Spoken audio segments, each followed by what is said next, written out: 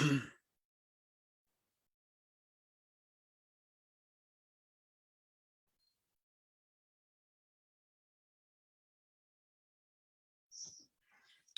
I'll share my screen.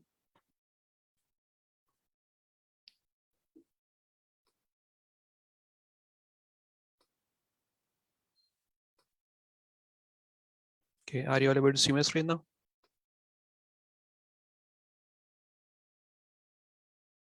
Yes. Okay, so let's recite this verse. You can repeat after me. Devi hi esha gunamayi. Devi is Gunamayi. Mama maya duratyaya. Mama maya duratyaya. Mame vaye prapadyante. Mame vaye prapadyante. Maya metam tarantite. Maya metam tarantite. Devi hi esha gunamayi. Devi hi esha gunamayi. Mama maya duratyaya. Mama maya duratyaya. Mame vaye prapadyante. Mame vaye prapadyante. Maya metam tarantite. Maya metam tarantite. Devi hi esha gunamayi. Devi hi esha gunamayi. Mama maya duratyaya. Mama maya duratyaya. Mame vaye prapadyante. Mame vaye prapadyante. Maya metam tarantite. Maya metam tarantite. Anyone else would like to recite?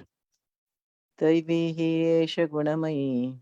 Devi hi esha gunamayi. Mama maya duratyaya. Mama maya duratyaya. Mame vaye prapadyante. Mama eva ye prapadyante. Maya metam tarantite. Maya metam tarantite. Anyone else? I will, but you already know I'm in the middle of That's a fine. delivery. Please, you can try.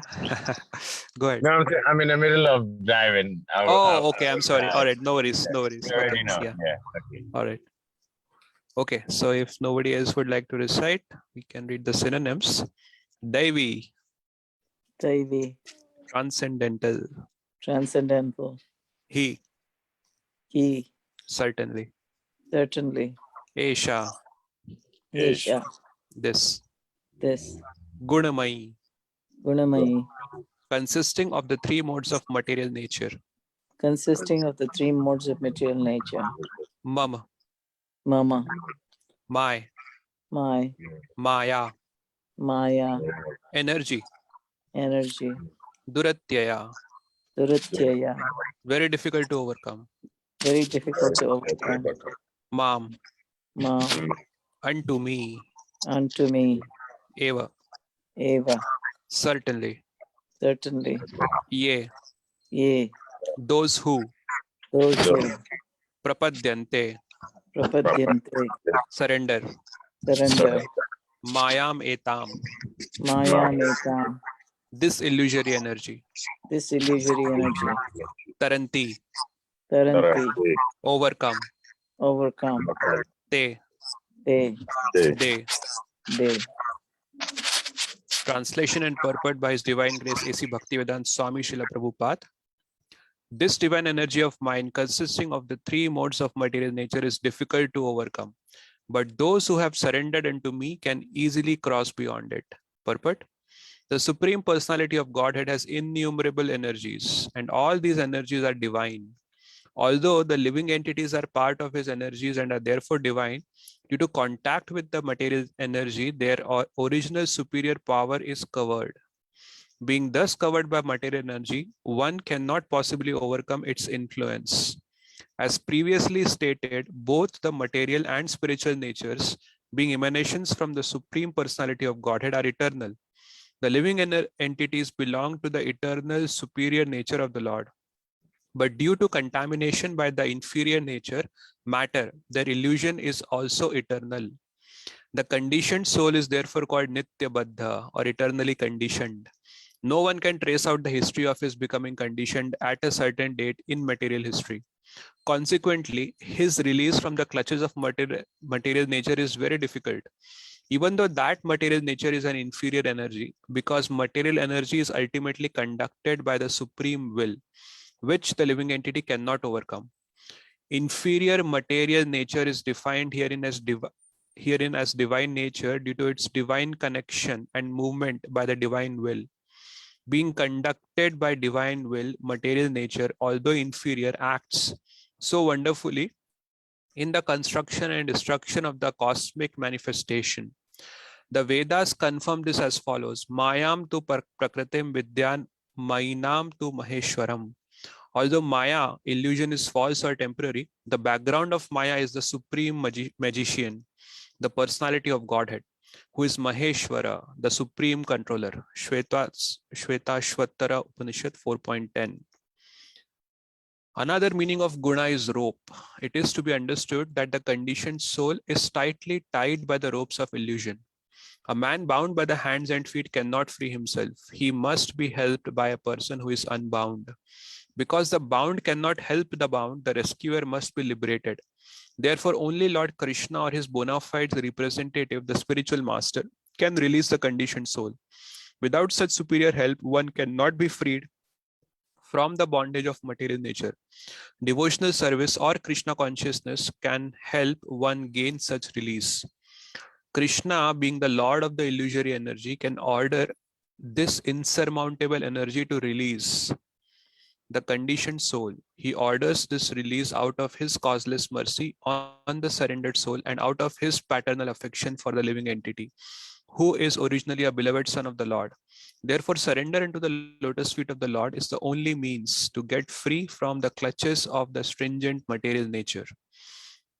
The words Mam Eva are also significant. Mam means unto Krishna, Vishnu only, and not Brahma or Shiva. Although Brahma and Shiva are greatly elevated and are almost on the level of Vishnu, it is not possible for such incarnations of Rajoguna, passion, and Tamoguna, ignorance, to release the conditioned soul from the clutches of Maya. In other words, both Brahma and Shiva are also under the influence of Maya. Only Vishnu is the master of Maya. Therefore, he alone can give release to the conditioned soul. The Vedas, Shvetashvatara Upanishad 3.8, confirms this in the phrase Tam Eva Viditva, or freedom is possible only by understanding Krishna. Even Lord Shiva affirms that liberation can be achieved only by the mercy of Vishnu. Lord Shiva says, Mukti Pradata Sarvesham Vishnu Evana Samshayaha. There is no doubt that Vishnu is the deliverer of liberation for everyone. नमो विष्णुपदाय कृष्ण पृष्ठाय भूतले श्रीमते भक्तिवेदांत स्वामिनिति नामने नमस्ते सरस्वती देवी गौरवाणी प्रचारिणे निर्विशेष शून्यवादी पाश्चात्य देश तारिणे. Hare Krishna. I'll read the translation one more time. This divine energy of mind, consisting of the three modes of material nature, is difficult to overcome, but those who have surrendered unto me can easily cross beyond it. So this is one of the most important verses of the Gita. Prabhupada quotes it multiple times. Many Vaishnavacharyas quote it. You may have heard this verse, at least the first part of it. You may have heard it multiple times. Devihi Isha Gunamai Mamaya Duratyaya. So the focus of the first part is that Devihi Isha Gunamai Mama Maya. It is my Maya and it is Duratyaya. It is very difficult to overcome. So the 7th chapter actually starts with the Bhakti section of the Gita. And now the focus is on Krishna. So this is the first time. So there is one short section in the 4th chapter where Krishna talks about how he appears in this material world and why he appears in the material world. So there are about 10 verses where the focus comes briefly on Krishna, just because Arjuna asks a question that how do I understand that you have given this knowledge to the sun god? When Arjuna asked this question, at that time Krishna reveals his divine position. Although Arjuna is aware about it, but still he wants to understand. So that is the only place in the Gita before the 7th chapter where the focus comes on Krishna briefly for about 10 verses. But now 7th chapter onwards, we'll see how Krishna will remain the focus of the 7th until the 12th. So 12th chapter is more about the devotees, the qualities of devotees and the comparison between the devotees and the impersonalists. So in a sense, Krishna here is doing a Sankhya analysis, of his energies. Bhumirapo nalo vayu kham mano buddhirevacha ahankarityam me bhinna prakritashara. He says that these are altogether is 8 constitute my separated material energies. So he first gives a list of his material energies. Bhumirapo nalo vayu. We have covered this verse. And then he talks about his another superior energy, which is spiritual in nature. That was text 5. So text 4, he talks about the material energies. Text 5, he talks about the spiritual energies. And then he says that actually, all the beings, they have their nature in these two energies. Either they are inclined towards spiritual energy or they're inclined towards material energy. Most of people in this world, at least in the Kali Yuga, we see that they are too much into materialism. So very few we will see who are actually inclined towards spirituality. And Krishna also acknowledges this in this chapter itself. Manushyanam sahasreshu kasyadhyata siddha. Only a few people, only one among 1,000 people, a person would endeavor for spiritual perfection. That's how Krishna had put in 7.3, if I'm not wrong. And then after talking about these two broad energies, so material and spiritual, he talks about that how he is the topmost entity. There is no truth superior to me. Matta partaram nanyat kinchid asti dhananjaya. So very emphatic over there. I am the highest. There is no truth superior to me. And we had discussed in different ways that how Krishna is also the source of Vishnu. There are multiple verses that confirm this. Not just in the Bhagavad Gita, Krishna repeats this multiple times in various verses. So it's not that Krishna comes from Vishnu, it's the other way. Vishnu comes from Krishna. Actually, Vishnu, we discussed that how Vishnu is the 7th expansion from Krishna. From Krishna comes Balram, from Balram comes the Chaturvyuha, from Chaturvyuha Narayan comes, and from Narayan Chaturvyuha comes. Then from Sankarshan comes the Mahavishnu, from Mahavishnu Garudakshaya Vishnu, and from Garudakshaya Vishnu comes the Kshirodakshaya Vishnu. So this Kshirodakshaya Vishnu people understand to be supreme, but actually it's a 7th expansion from Krishna. So we also discussed that Krishna doesn't come from Brahman. Brahman comes from Krishna. Krishna also confirms this himself in the 14th chapter. Brahmano hi pratishtaham. And then we also discussed that how other religions, they may not accept Krishna as God, but if you look at their scriptures, they don't have a good conception of God. So, and whatever definitions or the principles about God, we discussed about that how there are 6 opulences of God that are mentioned, and these 6 are actually non-sectarian characteristic. They are non-sectarian attributes of God. All merciful, all beautiful, all powerful, all renounced. So like that, there are 6 attributes, and these are non-sectarian in nature. So, and these are talked about in other religions also. Besides that, there are other principles also, that how Bible says that, I am the Alpha and Omega. And similarly, Krishna also says in the Gita, Aham Adistya Madhyamsya Bhutanam Ante Evacha. So Krishna also says, so the same principles that are described in the other religious scriptures, the same principles come here also.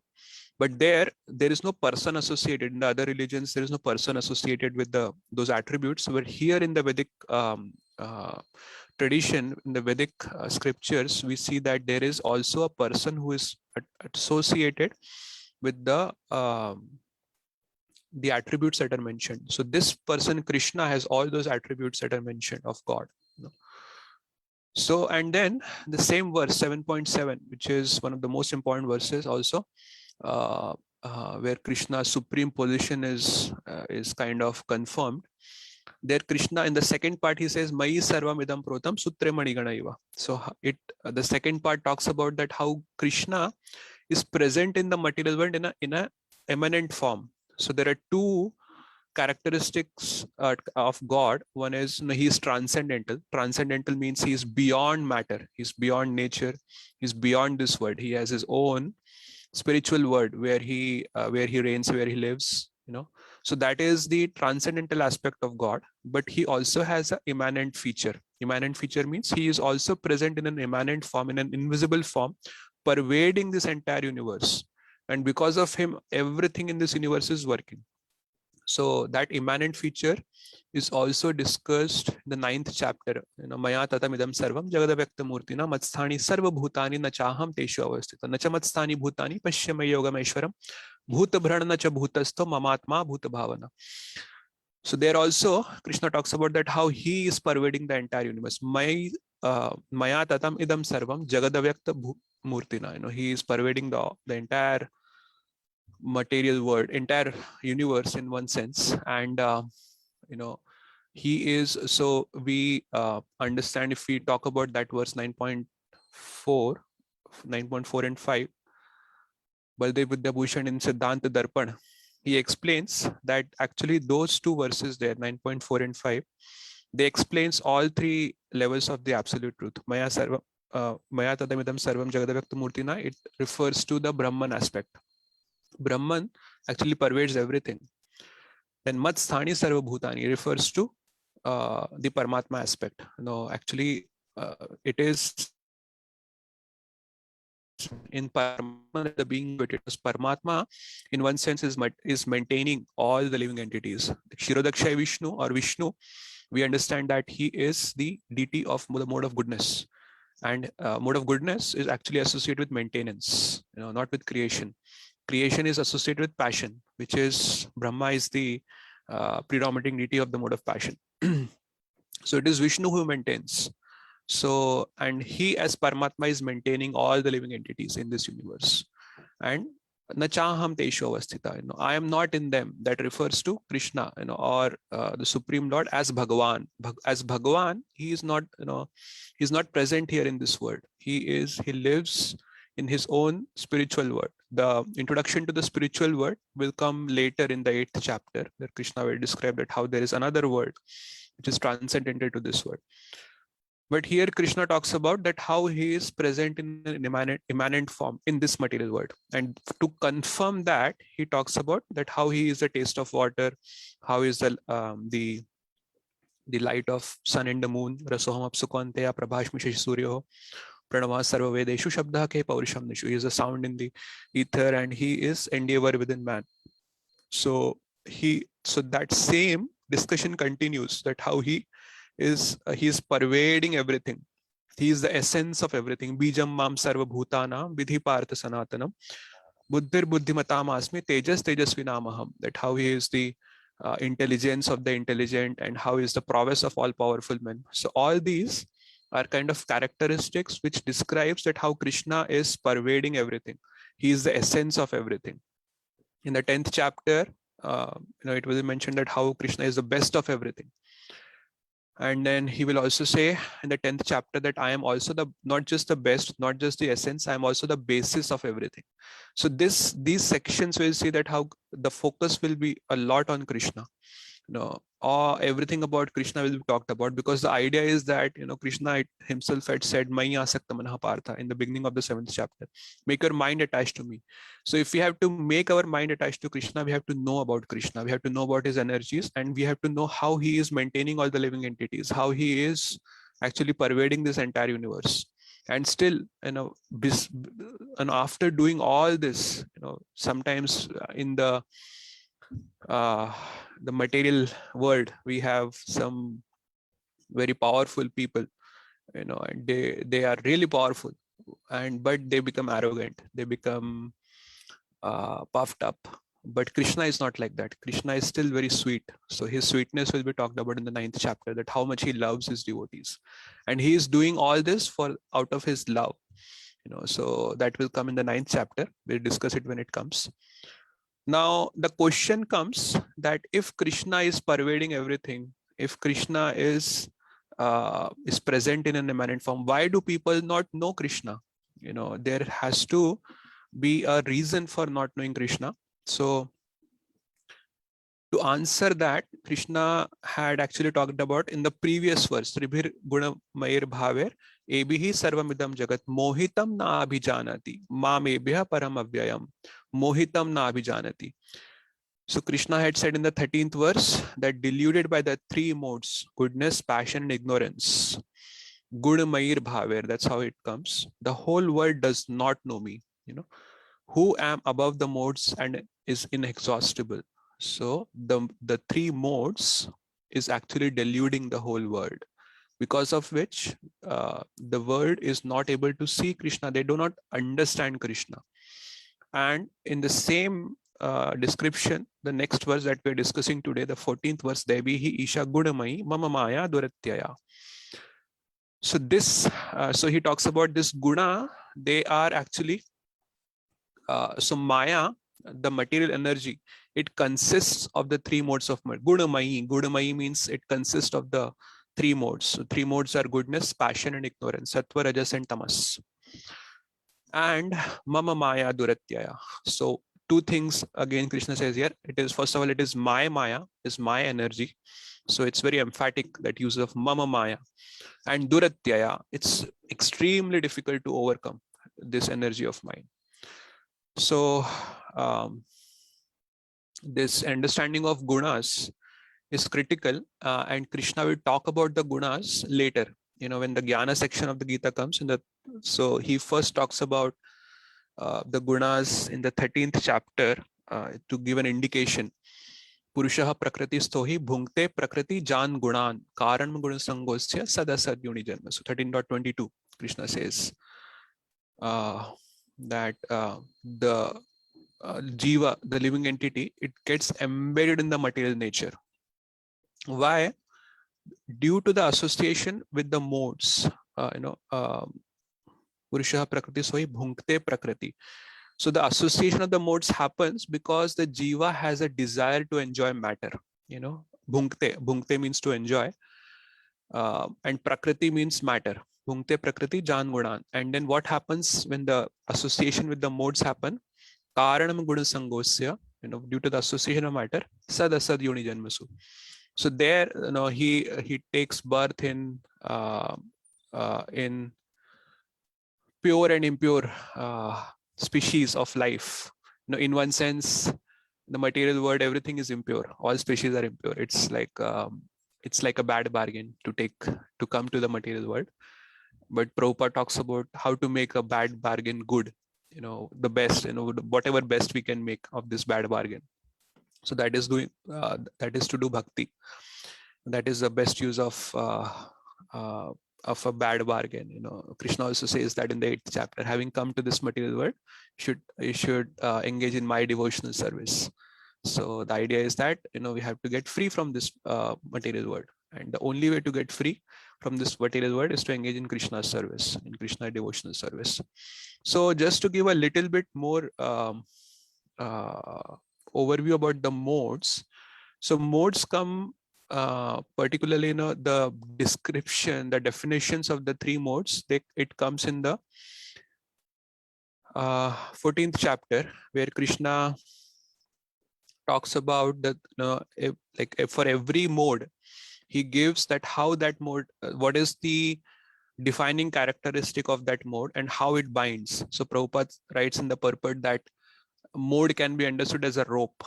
Rope in a sense that it binds us. When it binds us, we are kind of not free to do. It basically, we are pushed in a lot of ways to do certain things against our will sometimes. So to explain this, we see that Krishna is actually giving jnana about the material energy here in this chapter. And we can say that even the material science has a lot of jnana about the matter. It understands. So the 5 elements that we talk about, water, air, ether, those 5 elements. Even the material science talk about it. So why should we not take that knowledge from material science instead of taking knowledge from the scriptures? So actually there is a significant difference between the purpose of that knowledge here. So in the Vedic tradition, Gyan will always lead to Vairagya. That is the whole idea of Gyan in the material world. Gyan is meant to transform us internally. When we have knowledge, the idea is that we should be transformed internally, but the material nature is the opposite. they study the material, the matter. They study the material nature, not to get transformed by that knowledge, but to control the matter, to control the material nature and basically exploit it. That's their idea. So in the Vedic context, Gyan will lead to Vairagya, but in the modern science context, Gyan will lead to more Raga, more attachment. Because when we try to exploit the matter, the modes are still working in the matter, in the material nature. And those modes, they will bind us. So the definition of those modes that comes in the 14th chapter, where first Krishna talks about the material mode of goodness. Tatra sattvam nirmalatvat prakashakam anamayam sukha sange na badhanati jnana sange na chanagha. So the idea is that the mode of goodness is purer. It is illuminating, because illuminating in the sense that the person who is in a mode of goodness, he has a lot of knowledge. So it illuminates, his senses, his mind, his intelligence, because knowledge is there. But what happens is, when knowledge is there, the person can engage in a sattvic lifestyle. He can become free from all sinful kind of activities. But Krishna says that even the mode of goodness binds. How does it bind? Sukha sangena badhanati. Sukha sangena means, the person who is in a mode of goodness, he is relatively happier, because he thinks that I have knowledge, I understand things as how things are working, what will happen if I do this, what will happen if I don't do this, so that knowledge is there, and that brings a inner peace, inner happiness. Peace is the foundation of happiness. So when the peace is there, happiness also comes. And jnana sangena chanagha. So that we can say that it kinds of brings a little, when the gyan is there, sometimes we also get, I know so much, this, and I am intelligent, so that feeling, that also binds. So then he talks about the mode of passion. So there he says one very important characteristic, Trishna Sanga Samudbhavam. So that is like, in the mode of passion, what happens, Krishna describes that there are a lot of desires and longings. So desires are generated because of mode of passion. A person who is in the mode of passion, he wants to do a lot of things. I want to do this, I want to do that, he has a list of things that he wants to achieve. And then if you have a list of things, you also have to work hard for it. So he's always running here, there, So the mode of passion is associated with creation. The person in mode of passion, he will start a lot of endeavors. He may or may not finish it. To finish an endeavor, goodness is required. But to start it, passion is required. So you will see even devotees are sometimes in the mode of passion, and they do a lot of things, which is good in one sense. If you are passionate, you should use it in the service of Krishna. So you will see the devotees who wants to do everything. They will do this also, do this also, do this also, which is good. Engage. If you have that kind of demeanor that you want to do a lot of things, then best is to use it in the service of Krishna, instead of engaging that in the mode of in the material context, because that will create a lot of problems. But what happens is, when a person is in a mode of passion, especially people who are from a material standpoint, not from a spiritual, they because they are running after a lot of things, they can't think about anything bigger, anything higher. They are always running after something or the other. So, and what happens is, the Rajoguna also fries people out. It sucks them dry. The whole energy is taken away because of all this. So they will sometimes also feel lethargic, energetic, and if the things will not work out as they wanted, it will also create frustration for them. They'll get frustrated also. So in that sense, the way the mode of passion binds is karma sangena dehina. Tan nibananti konteya karma sangena dehina. Lot of work, endeavor is there, and that binds the person in the mode of passion. And then the mode of ignorance. This is the worst. No, so Krishna describes that actually the characteristic of mode of ignorance, agyana jam vidhi mohanam sarvadehinam. So pramadas alasya nirbadhis tan nibadhanti bharata.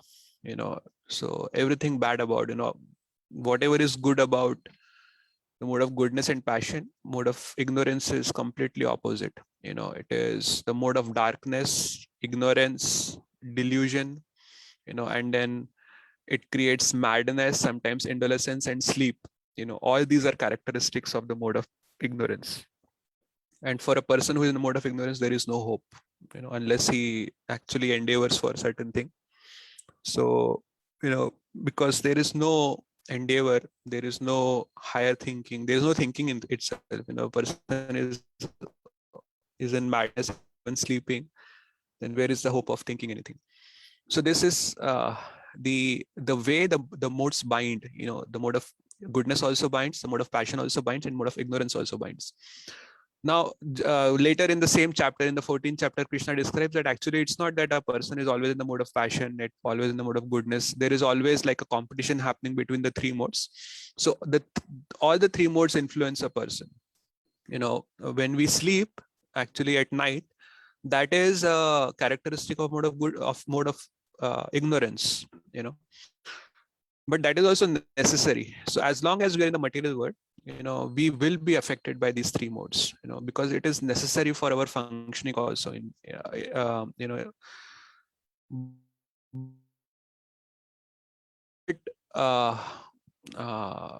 Krishna will also later talks about like a program, that how to become free from the influence of these three modes. But here Krishna is giving that program in a short way, so it appears as if it is like a fatalistic, that this divine energy of mind, which consists of three modes, is very difficult to overcome. So Krishna said it's very difficult to overcome. But then how do we get free from this? So the second part, he says, Mama maya ye prapadyante maya metam tarantite. If you surrender unto me, then you can easily cross beyond it, easily. So that's very important. The key is that we have to surrender to Krishna. So this surrendering also comes later in the 18th chapter, 66 verse, where Prabhupada talks about the 6 principles of surrender. How do we actually surrender? We'll talk about it in a minute. Prabhupada writes here in the purport in this verse, in the 7.14, that actually Maya is working under the supervision of Krishna. And Krishna will also confirm that in the 9th chapter. What is it? Maya adhyakshena prakriti suyate sacharacharam hetunanena kaunteya jagadvi parivartate. Maya adhyakshena, under my supervision, this material energy is working. So, and everything that is happening as part of this material energy in this material world. Now, Maya also, we have to understand there is a definition of Maya also. What exactly is illusion? Where we can say that Maya means that which is not, that is Maya. But how do we understand Maya? So there is a very clear definition that comes. There is a discussion between Lord Brahma and Lord Vishnu. When Brahma is born from Garbhodaksha Vishnu, he's clueless what to do. And then there is a sound that comes, tapa, that you do some austerity, some penance. And Brahma actually indulges into that. And that after pleased with Brahma's austerities, Brahma's penance, Lord Vishnu appears in front of him. So at that time, Lord Brahma offers prayers, and then he asks, please philosophically explain to me, the nature of this world. And in response to that request from Brahma, then Lord Vishnu speaks. So just as we have the Chaturshloki Bhagavad Gita, similarly we also have the Chaturshloki Bhagavatam. So the Chaturshloki Bhagavatam is in the 2nd canto, 9th chapter, verses 33, 34, 35 and 36. So these are considered to be the Chaturshloki Bhagavatam. So what it is that these are in 4 nutshell verses. The essence of Bhagavatam is given in these 4 nutshell verses. That is like that is called as Chaturshloki Bhagavatam. So in that conversation, verse 34, 2nd canto, 9th chapter, I'm reading it, or reading that verse here. Rite artham yat pratiyeta na pratiyeta chatmani tad vidyad atmano mayam yatha bhaso yatha tamaha. So translation, O Brahma, whatever appears to be of any value if it is without relation to me, has no reality. Know it as my illusory energy. That reflection which appears to be in darkness. So the idea is that to see the world disconnected from Krishna or independent of Krishna, that is actually Maya. So sometimes the Mayavadis, their idea is that this world is Maya. This world is actually not Maya. To understand that this world exists independent of Krishna or independent of God or independent of Vishnu, that actually is Maya. So if we see anything in this material world independent of Krishna, that will lead us to Maya. So our family members, if we become attached to them and we don't see our relationship with God and their relationship with Krishna, then even that will lead to Maya. So, sometimes people say that, for money, this is all more Maya, don't be, but we don't say it's Maya, we say it's Lakshmi, because we understand that it is meant for the service of Krishna. So therefore it is Lakshmi. But the same Lakshmi, if it is not seen in relation with Krishna or Vishnu, then it becomes Maya. That also is explained in the Ramayana. Acharya explained that Ravan, he wanted to enjoy Sita Devi independent of Lord Ram, and that Sita Devi, who is actually Lakshmi, who is extremely, supremely auspicious, that Sita Devi herself was present in Ravana's kingdom. But still, that same Lakshmi became the cause of his downfall, the cause of his death ultimately. Because that Sita Devi, the Lakshmi, if you, try to enjoy Lakshmi independent of Krishna, then that will lead to Maya, and it will lead to ultimately our downfall.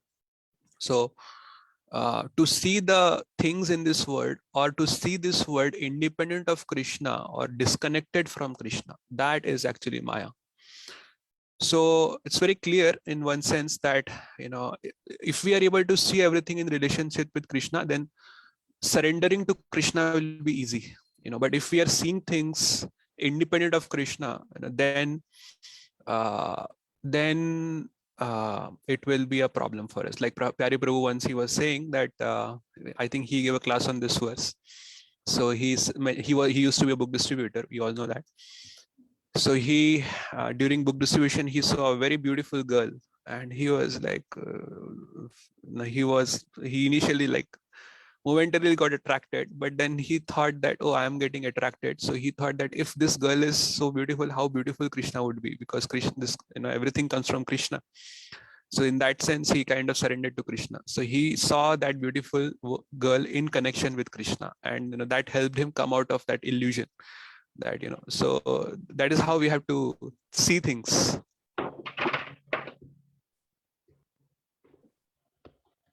Okay, I hear some noise. I think someone needs to go on mute.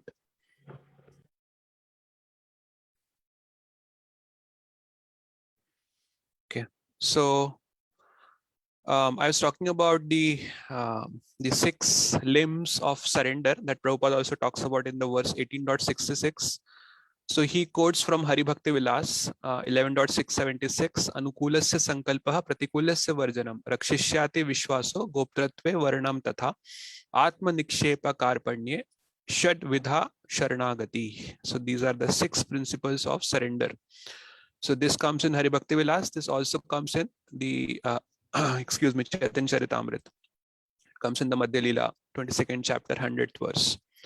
So I'm reading the translation from Chaitanya Charitamrita. It says the 6 divisions of surrender are the acceptance of those things favorable to devotional service, the rejection of unfavorable things, the conviction that Krishna will give protection, the acceptance of the Lords as one's guardian or master, full self-surrender, and humility. So these are the 6 principles of surrender. So anukulasya sankalpaha. Anukulasya means things that are favorable. Sankalpaha means to take a sankalpa, to promise that I will only do things, or I'll only accept things which are favorable to devotional service. And pratikulasya means things which are not unfavorable for devotional service. Varjanam means I'll ban that, I'll banish them, I'll not indulge in those things. Rakshishyate vishwaso, the conviction that Krishna will protect under all circumstances, whatever the circumstances are. And we have to see the protection of Krishna not in the material terms. Sometimes devotees say that, oh, this person was such a nice devotee, but he died in an accident or something bad happened to them, then how is Krishna not protecting them? So Krishna doesn't just protect our material body. The material body will fall sooner or later. It's not going to last. Every single one of us, the material body is going to fall. So the protection from Krishna is at the spiritual level, not at the material level. Krishna may sometimes protect our material body also, but for how long it's going to last? At some point the material body will have to fall. So we can understand it that when we see Bhishma Dev, did Krishna protect him or not protect him? He also died, but his consciousness was extremely, that is the best way to depart, such a glorious departure. Abhimanyu was killed on a battlefield. So gruesomely he was killed, but still, do we accept that Krishna protected him or not? So that conviction that Krishna will protect, it has to. This is very important, for surrender. Then koptratve varnam tatha, the acceptance of the Lord as one's guardian or master. That Krishna is my guardian and Krishna is my master. Everything I am doing, it is for the pleasure of Krishna or service of Krishna. So that is very important. And then Atma Nikshepa, full self-surrender, and Karpanya, the Karpanya means humility. So these actually are the 6 principles of surrender. So Prabhupada gives an elaborate purport, both in the Chaitanya Charitamrita, also in 18.66, he talks about it. He elaborates on these points. And if you're interested, you can read that when you get a chance. So this is how surrender has to be done to Krishna. Also, the idea of surrender, sometimes we say that, there is a degree to which we can surrender. Sometimes we are conditioned in many ways, and it's not always possible for us to completely surrender. So Krishna also kind of acknowledges that. He talks about it in the 4th chapter. He says that ye yatha mam prapadyante tam sathaiva bhajamyaham mama vartamanu vartante manushya parth sarvesha. So to the degree a person surrender to me, accordingly I reciprocate. That's how Krishna describes it. So Krishna's reciprocation will come. And sometimes it's not possible for us to just surrender, in a flash of a second. It takes this is a process. It takes time. Of course, there are examples in the scriptures where there are some personalities who were able to surrender in just a flash of a minute, but for most of us, it may not be possible. So it's a process, it's a journey. And the important thing is to stay on that journey, stay on that process, and not to deviate from it. Slowly and steadily, if we keep moving, we'll be able to surrender to Krishna fully, wholeheartedly. But the important point is to take small steps, and the best thing is to surrender to Krishna's representative, to a guru. Sometimes we also understand there's just not just one guru. Of course, we have one Diksha Guru, but there are many Shiksha Gurus. Shiksha Gurus are people who give us education, who give us knowledge, and that is also very important. If we keep hearing from them, if we keep talking to them, if we keep discussing our challenges that we are facing in Krishna consciousness, why we are not able to surrender, then they can also help us. They can guide us. They can lay that path for us. So that is also important for us to understand that the surrender, it will take time at times. It's not going to happen in a single minute. So I'll just take a pause here and see if there are any questions or comments or any realizations or any corrections about what I said today.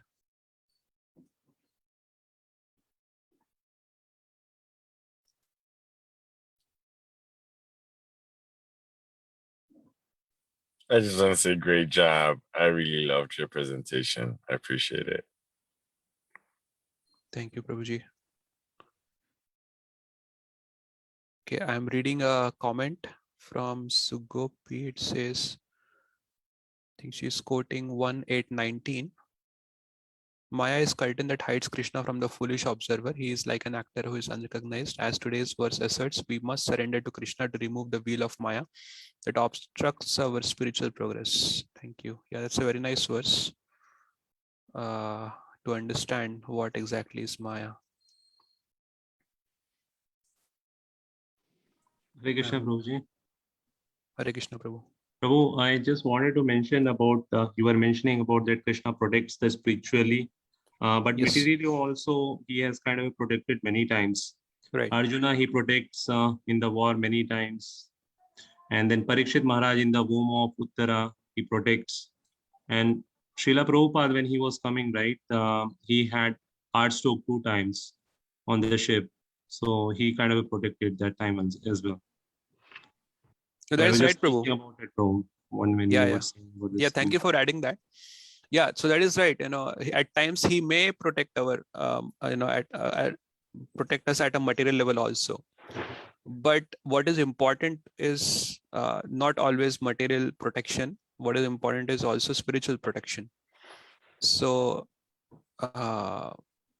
sooner or later, that's what I was trying to explain, that sooner or later the material body is going to fall. So we can't say that if the material body is falling, that, oh, Krishna is not protecting us, because that's the nature of the material body. It's going to fall either way, either through sickness or through old age or whatever. Death is going to come. So how death comes, what could be the cause, that doesn't matter. So what matters is that Krishna protects our spiritual consciousness. Is able to. So, but you are right. There are a lot of cases where Krishna also protects us at the material level.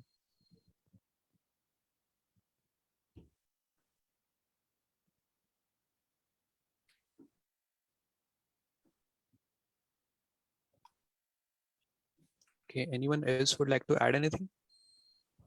So it says that if we surrender to Krishna, it becomes very easy to cross over this material Yeah. ocean. But what does surrender really mean? That is the difficulty. Yeah, I think so. Two things are very important. One is accepting which is favorable and rejecting what is not favorable. So we understand from Prabhupada's teachings that, unfavorable, first of all, the things which are not to be done. Prabhupada gives us the 4 regulative principles: no meat eating, no intoxication, no gambling, and no illicit sex. So these 4 are the basis of adharma. So at least we have to be at the dharmic platform to rise to transcendence. We have to be at the platform of goodness first. That becomes like the launch pad for us to rise towards transcendence. So the things which are not to be done, that will keep us on the mode of at the platform of goodness. Then from there we have to see what is to be done. So that Prabhupada describes ABCD of devotional service. So A is association. That is the key. We should have spiritual association, because Sangat Sanjayate Kama, Krishna says in the Bhagavad Gita. From our association, desires come. So if we have spiritually minded people as our friends, as our associates, then we will get spiritual desires. Otherwise, we'll only get material desires. So that is association. B is books. Philosophy is extremely important. Prabhupada used to say that, the faith of devotees should be grounded in philosophy. That's a very important statement. If we don't have a foundation of philosophy, then we will be misled with blind faith. And Prabhupada used to say that we should present philosophy with the help of logic. Ultimately, we have to go beyond logic, but when we present philosophy with the help of logic, then people will not have blind faith. They will not be misled easily. So that is important. So books. C is chanting the names of the Lord. That is also the Yuga Dharma for this age. Hare Nam, Hare Nam, Hare Nam eva kevalam, kalau nastev, nastev, nastev gataranyatha. So first 3 times the word, the focus on Hare Nam, the focus comes that, okay, Hare Nam, Hare Nam, Hare Nam. So in the Vedic scriptures, we understand if someone is said 3 times, that means it is the most important thing. So first Hare Nam, Hare Nam, Hare Nam, eva kevalam. It says eva kevalam, only Hare Nam, and then kalau, then again 3 times, nastiev, nastiev, nastiev. There is no other way, there is no other way, there is no other way. So chanting is extremely important. And then D, some people say diet, some people say DT. So at least I accept it as DT. So DT worship is very important. DT worship brings in us punctuality, sincerity, cleanliness, because these things are important for deity worship. And moreover, it brings a personal connection. Prabhupada used to say that, if we are attracted to the form of deity, if we are attracted to the form of Krishna, then the forms of this material world will not appeal to us. So therefore, our eyes should be glued on the form of the deity.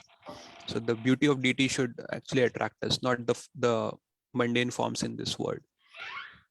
So deity, and then actually it is also in one sense, people also say that visiting Dham is also very important.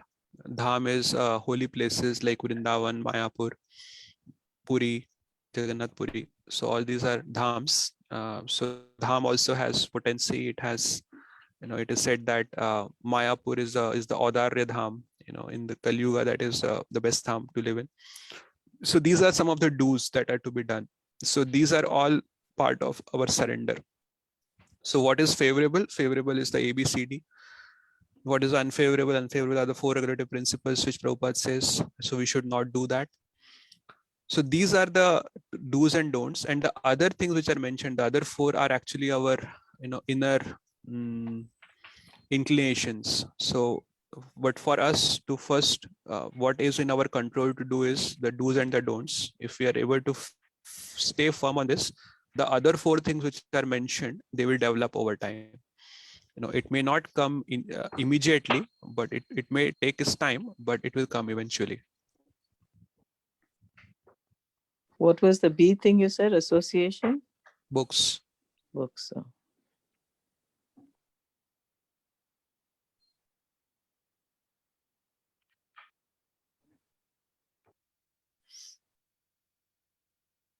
Yeah. So stick sorry. to it, I guess. Yes. Yeah. So the other things which are there, Rakshishyati Vishwasa, the conviction that Krishna will protect, Goptratve Varnam Tatha, accepting Krishna as our guardian and master, Atmanikshepa, full surrender, and Karpanya, humility. These are like our inner qualities to be developed, inner strengths, or whatever you can say. So that is something that will develop over time. But if we follow the do's and don'ts, then the other things will follow. Sorry, you were saying, Timothy? No, I said if we stick to these rules, which you just Right. said.